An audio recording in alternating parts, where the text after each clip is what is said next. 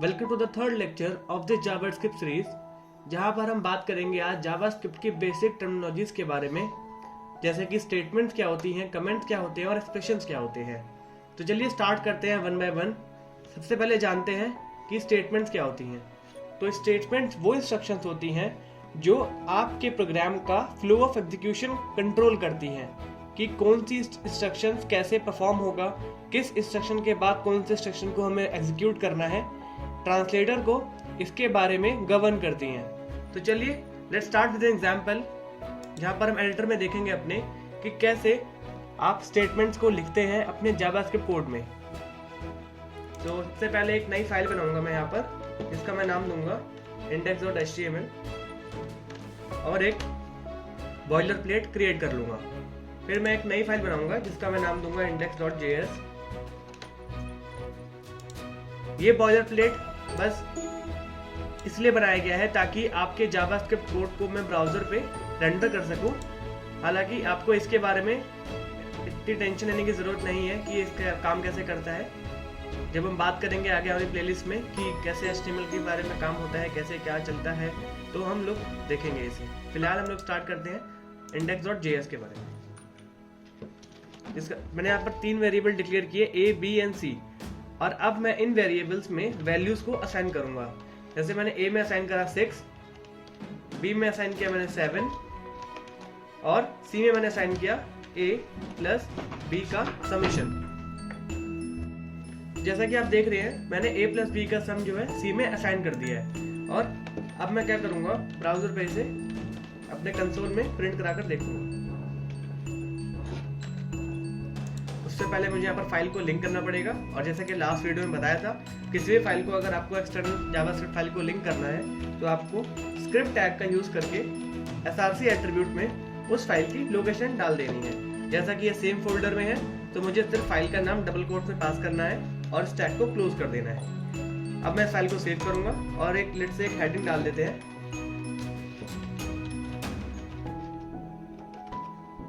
Tutorials about statements. इसको save कर देते हैं और चलिए लाइव सर्वर से इसे रन कर देखते हैं। जैसा कि आप देख पा रहे हैं जो भी मैंने हेडिंग लिखी थी वो मुझे अपने वेब इंटरफेस पर दिख रही है, और कंसोल में आपको लॉक कर देगा। मैं आपको बताता हूँ कि आपको यहाँ पर राइट में 3 डॉट्स पे क्लिक करना है, मोर टूल्स में जाना है और डेवलपर टूल्स पे क्लिक कर देना है। तो कुछ ऐसा आपके सामने एलिमेंट्स करके खुल के आएगा। आपको कंसोल पे चले जाना है और यहाँ पर जो भी आपका आउटपुट, जो भी आप कंसोल में लॉक कराएंगे, वो आपको यहाँ पर शो करेगा। जैसा कि आप देख पा रहे हैं यहाँ पर A प्लस B का जो सम होता है वो 7 प्लस 6 13 होता है। 13 यहाँ पर प्रिंट हो चुका है।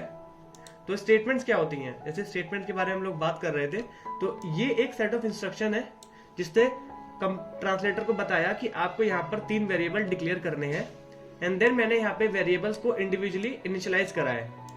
ये देखिए, ये एक अलग सेट ऑफ इंस्ट्रक्शन है, ये एक अलग सेट ऑफ इंस्ट्रक्शन है और ये एक अलग सेट ऑफ इंस्ट्रक्शन है। ये सारी इंस्ट्रक्शंस एक के बाद एक परफॉर्म हो रही है। तो ये बता रही है हमारे ट्रांसलेटर को कि आपको किस सीक्वेंस में इन इंस्ट्रक्शन को परफॉर्म करना है। तो इन इंस्ट्रक्शंस को ही हम लोग स्टेटमेंट्स कहते हैं। This will be my statement 1, this will be my statement 2, and this will be my statement 3, and this one will be the statement 4, और ये मेरी लास्ट स्टेटमेंट है,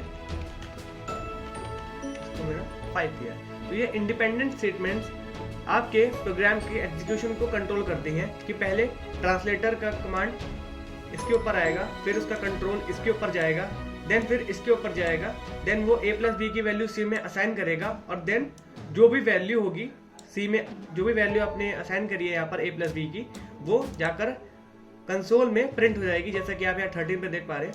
मैं चाहूँ तो इसको आपके ब्राउजर पे भी प्रिंट करा सकता हूँ, समथिंग लाइक document.write यूज करके, और यहाँ पर मैं C की वैल्यू पास कर दूंगा। और अगर मैं इसको सेव करता हूँ, जैसा आप देख पाएंगे यहाँ पर 13 जो है प्रिंट हो चुका है।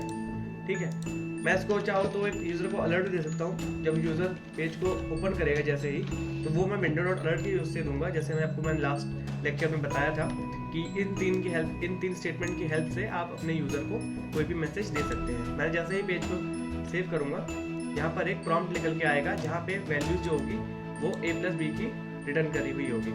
तो मैंने ओके करा और यहाँ पर 13 यहाँ प्रिंट हो गया डॉक्यूमेंट डॉट राइट की हेल्प से, और कंसोल में भी प्रिंट हो गया। तो ये होती हैं स्टेटमेंट्स, आपकी इंडिपेंडेंट इंस्ट्रक्शन को ही आप लोग स्टेटमेंट बोलते हैं। चलिए जानते हैं कमेंट्स के बारे में।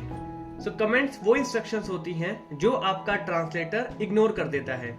मतलब आपके पीस ऑफ कोड में कुछ ऐसी सेट ऑफ लाइंस होंगी जो आप सिर्फ यूजर को कोई मैसेज देने के लिए लिख रहे होंगे। लाइक आप जब देखेंगे कि डेवलपर्स जो होते हैं कोड लिखते हैं, या इंडस्ट्रीज में जब कोड लिखा जाता है तो वो जनरली कमेंट्स का यूज करते हैं। कमेंट्स एक ऐसी सेट ऑफ इंस्ट्रक्शंस होती हैं जो ट्रांसलेटर एग्जीक्यूट नहीं करता, उसको एज इट इज छोड़ देता है। फॉर एग्जाम्पल अगर मैं आपको कमेंट्स लिखकर दिखाऊं तो ये देखिए, मैंने यहाँ पर इसको सिग्निफाई किया था कि ये स्टेटमेंट 1 है, ये स्टेटमेंट 2 है, ये स्टेटमेंट 3 है। तो ऐसे ही अब मैंने मल्टीपल स्टेटमेंट्स कमेंट्स करी हुई थी यहाँ पर, ताकि यूजर को पता चले कि हाँ ये एक लाइन ऑफ स्टेटमेंट है, ये एक लाइन ऑफ स्टेटमेंट है, और ये एक लाइन ऑफ स्टेटमेंट है। तो कमेंट्स को जनरली क्रिएट करने के लिए दो तरीके होते हैं। आप एक सिंगल लाइन कमेंट बना सकते हैं और एक मल्टी लाइन कमेंट बना सकते हैं। तो सिंगल लाइन कमेंट अगर आपको क्रिएट करनी है तो आपको डबल स्लैश लगाना है, और उसके बाद आपको जो भी मैसेज है आप लिख सकते हो कि this is a single line comment.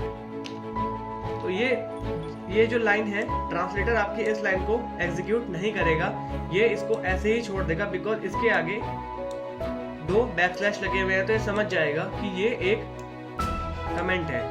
तो चलिए आगे देखते हैं कि आप मल्टी लाइन कमेंट्स कैसे बना सकते हैं। फॉर एग्जाम्पल अगर मुझे मल्टी लाइन कमेंट बनाना है तो मुझे एक बैकस्लैश लगाना होगा, देन एक स्टार, और जहां भी मुझे इस कमेंट को एंड करना है उसके एंड में जाके मुझे एक अगेन स्टार और स्लैश से एंड कर देना होगा।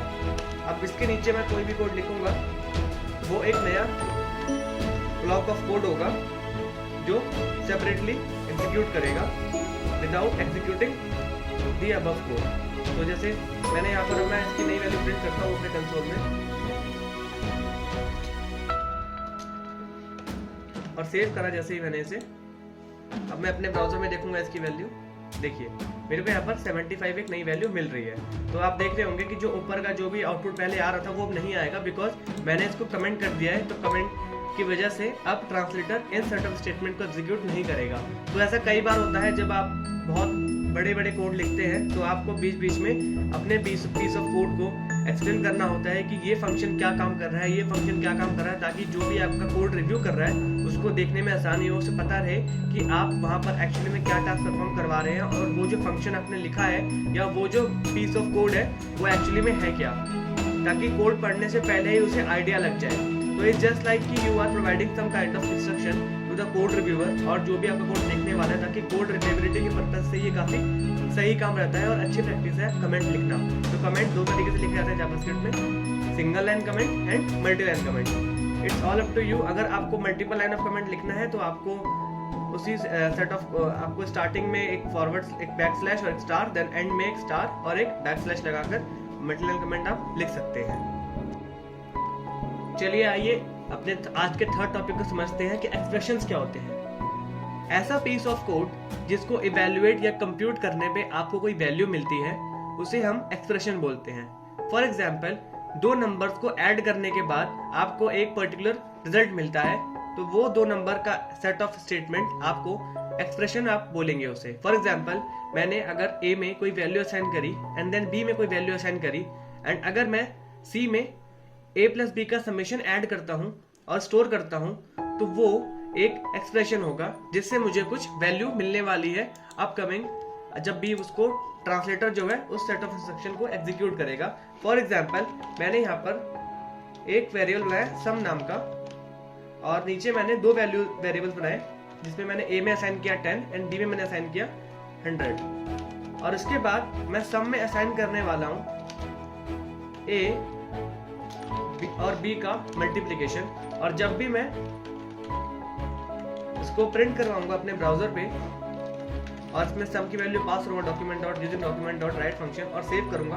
तो आप देखिएगा कि यहाँ पर ये वैल्यू जो है प्रिंट हो जाएगी जो कि 1000 हो रही है। तो ये जो होता है ये a स्टार b मुझे एक वैल्यू रिटर्न करने वाला है। तो ये एक एक्सप्रेशन है।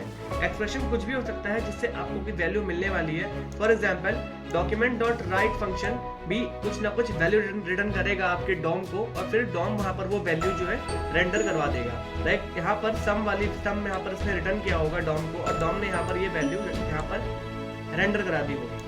तो ऐसे ही एक्सप्रेशन जिसको इवैल्यूएट करता है ट्रांसलेटर और देन कोई वैल्यू प्रोड्यूस करता है उन चीज़ों को हम बोलते हैं एक्सप्रेशंस। तो एक्सप्रेशन आपके कुछ भी हो सकते हैं, चाहे वो मैथमेटिकल कंप्यूटेशंस हो या कोई मेथड कॉल करना हो या कोई ऑब्जेक्ट पे कुछ वैल्यू इनिशियलाइज करके उसकी वैल्यू को पास करना हो। तो these are all called expressions. तो अपनी अगली वीडियो में हम लोग जानेंगे कि वेरिएबल्स क्या होते हैं, डेटा टाइप्स क्या होते हैं, डिक्लेरेशन क्या होती है और इनिशियलाइजेशन क्या होती है। तो इन सबको हम स्टेप बाय स्टेप प्रोसेस में जानेंगे अगली वीडियो में। जैसे हमने आज वेरिएबल्स बनाए, उनमें वैल्यूज असाइन करी, तो इनको कैसे करा जाता है, इनकी वर्किंग क्या होती है, कैसे फ्लो ऑफ एग्जीक्यूशन होता है, कैसे ट्रांसलेटर को पता चलता है कि किस वेरिएबल में कौन सी वैल्यू असाइन है, कौन सा वेरिएबल अनडिफाइंड है। तो इन सब के बारे में एक डिटेल्ड वीडियो में अगले लेक्चर में बात करेंगे। आज के लिए थैंक यू। आपको अगर ये वीडियो पसंद आया तो इस वीडियो को लाइक शेयर और सब्सक्राइब करना ना भूलें और ऐसे ही कंटेंट के लिए बेल आइकन को प्रेस करें। Thank you.